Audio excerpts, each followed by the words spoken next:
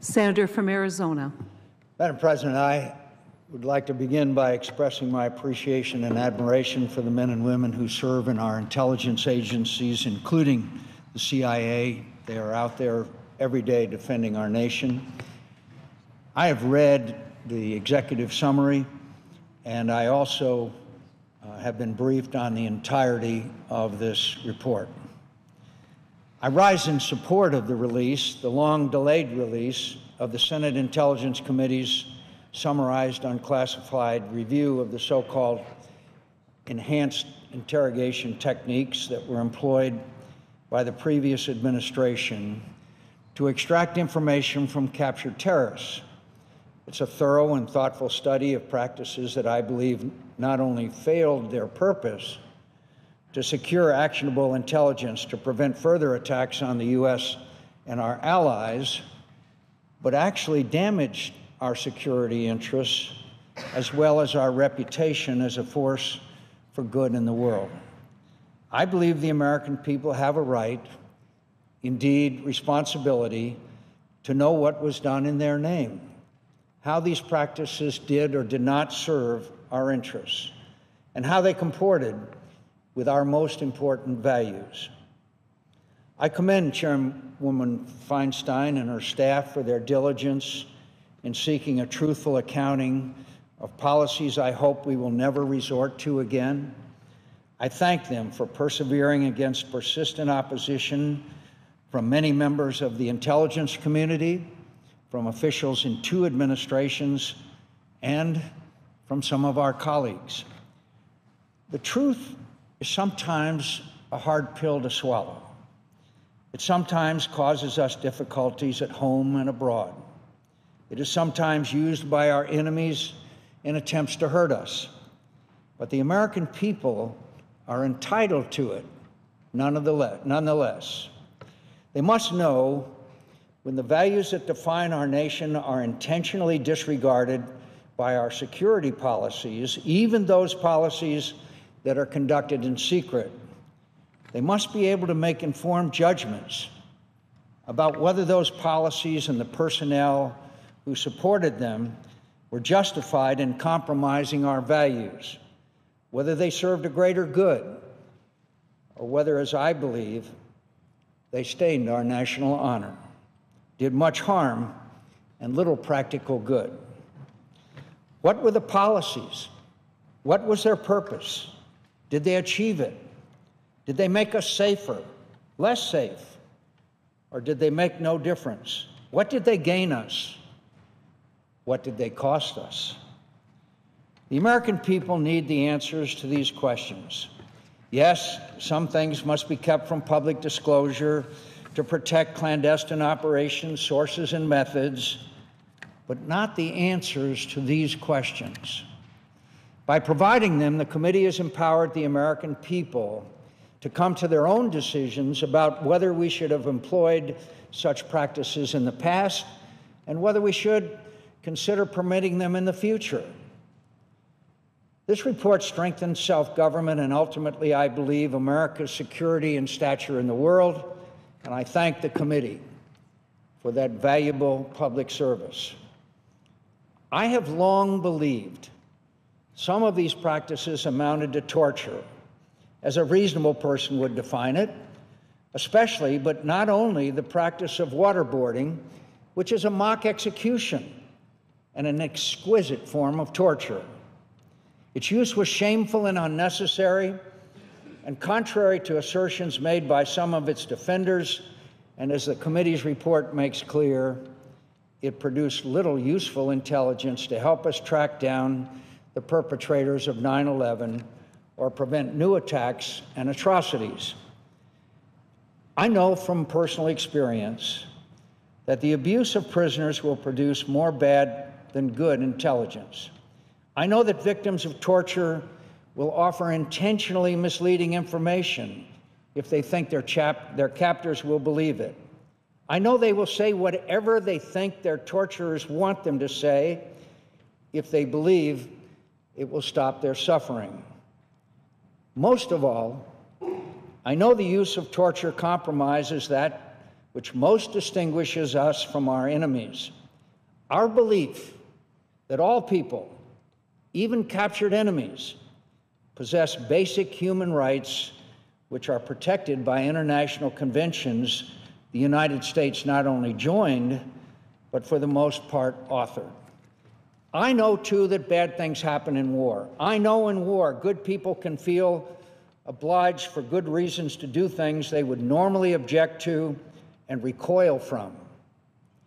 I understand the reasons that governed the decision to resort to these interrogation methods.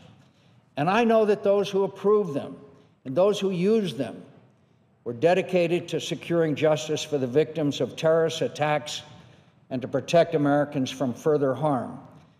I know their responsibilities were grave and urgent, and the strain of their duty was onerous. I respect their dedication and appreciate their dilemma, but I dispute wholeheartedly that it was right for them to use these methods, which this report makes clear were neither in the best interests of justice, nor our security, nor the ideals we have sacrificed so much blood and treasure to defend. The knowledge of torture's dubious efficacy and my moral objection to the abuse of prisoners motivated my sponsorship of the Detainee Treatment Act of 2005, which prohibits, quote, cruel, inhuman, or degrading treatment of captured combatants, whether they wear a nation's uniform or not, and which passed the Senate by a vote of 90-9. Subsequently, I successfully offered amendments to the Military Commissions Act of 2006, which, among other things, prevented the attempt to weaken Common Article 3 of the Geneva Conventions and broaden definitions in the War Crimes Act to make the future use of waterboarding and other, quote, enhanced interrogation techniques punishable as war crimes. There was considerable misinformation disseminated then about what was and wasn't achieved using these methods in an effort to discourage support for the legislation. There was a good amount of misinformation used in 2011 to credit the use of these methods with the death of Osama bin Laden, and there is, I fear, misinformation being used today to prevent the release of this report, disputing its findings and warning about the security consequences of their public disclosure. With the report's release, will the report's release cause outrage that leads to violence in some parts of the Muslim world? Yes, I suppose that's possible, perhaps likely. Sadly, violence needs little incentive in some quarters of the world today. But that doesn't mean we will be telling the world something it will be shocked to learn. The entire world already knows that we waterboarded prisoners. It knows we subjected prisoners to various other types of degrading treatment. It knows we use black sites, secret prisons. Those practices haven't been a secret for a decade. Terrorists might use the report's re-identification of the practices as an excuse to attack Americans, but they hardly need an excuse for that. That has been their life's calling for a while now.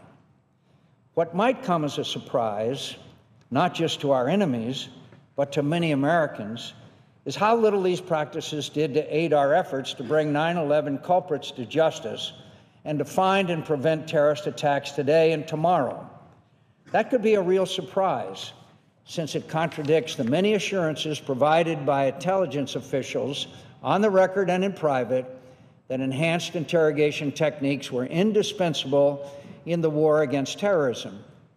And I suspect the objection of those same officials to the release of this report is really focused on that disclosure, torture's ineffectiveness, because we gave up much in the expectation that torture would make us safer. Too much. Obviously, we need intelligence to defeat our enemies, but we need reliable intelligence. Torture produces more misleading information than actionable intelligence. And what the advocates of harsh and cruel interrogation methods have never established is that we couldn't have gathered as good or more reliable intelligence from using humane methods. The most important lead we got in the search for bin Laden came from using conventional interrogation methods.